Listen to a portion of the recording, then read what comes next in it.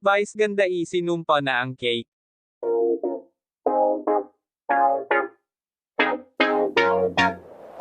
Todo pasaring at painggit si Vice ganda sa mga kumakalaban sa relasyon nila ni Ayon Perez.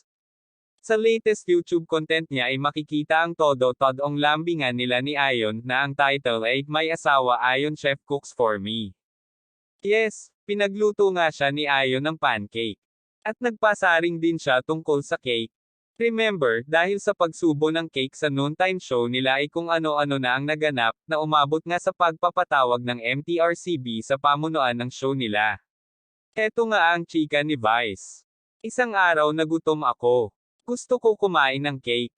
At dahil sinusumpa ko na ang cake, nagpaluto ako ng pancake. At dahil wala akong content.